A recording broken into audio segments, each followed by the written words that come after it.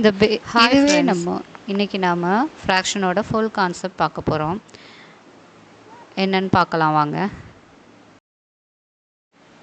The basic form of fraction நம்ம எப்படி எழுதுவோம்னா ஏ over பின்னு தான் எழுதுவோம். இதில் ஏங்கிறது நியூமரேட்டர் அண்ட் பிங்கிறது டினாமினேட்டர் அண்ட் பி எப்போயுமே நாட் ஈக்குவல் டு 0.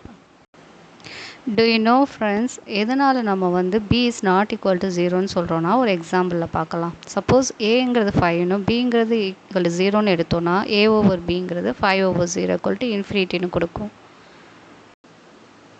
சப்போஸ் இப்போ நம்ம ஏக்கு 0ன்னு பிக்கு 5ன்னு கொடுத்தோன்னா தென் ஏ ஓவர் பிங்கிறது 0/5 ஈக்குவல் டு 0ன்னு ஆகிடும். ஸோ அதனால தான் friends b is not equal to 0. மொத்தம் 6 டைப்ஸ் ஆஃப் ஃப்ராக்ஷன்ஸ் இருக்குது. அதில் first type proper fraction. Proper ஃப்ராக்ஷன்னா என்னென்னா நியூமரேட்டர் ஸ்மாலாக இருக்கும் அண்ட் டினாமினேட்டர் பிக்காக இருக்கும். இதை தான் நம்ம ப்ராப்பர் ஃப்ராக்ஷன்னு சொல்லுவோம். For example 3/5. Second type is improper fraction. Improper ஃப்ராக்ஷன்னா என்னென்னா நியூமரேட்டர் பிக்காக இருக்கும் அண்ட் டினாமினேட்டர் ஸ்மாலாக இருக்கும். இதை தான் நம்ம இம்ப்ராப்பர் ஃப்ராக்ஷன்னு சொல்கிறோம். இதுக்கு ஒரு எக்ஸாம்பிள் பார்க்கலாம். 9/5. Third type mixed fraction. இதுக்கு ஒரு எக்ஸாம்பிள் 3/4/5. இதில் 3 நம்பர்ஸ் இந்த மாதிரி காம்பினேஷனில் வரும். இதை தான் நம்ம மிக்ஸ்டு ஃப்ராக்ஷன்னு சொல்கிறோம். Fourth type is like fraction.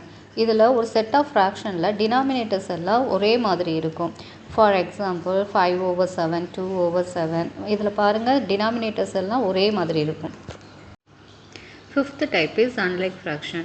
இதில் ஒரு செட் ஆஃப் ஃப்ராக்ஷனில் டினாமினேட்டர்ஸ் டிஃப்ரெண்ட்டாக இருக்கும். அதை தான் நம்ம அன்லைக் ஃப்ராக்ஷன் அப்படின்னு சொல்கிறோம். For example 3/5, 2/7, 4/9. The sixth and last type is unit fraction. இதில் பார்த்தீங்கன்னா நியூமரேட்டர் எல்லாம் ஒன்றா தான் இருக்கும்.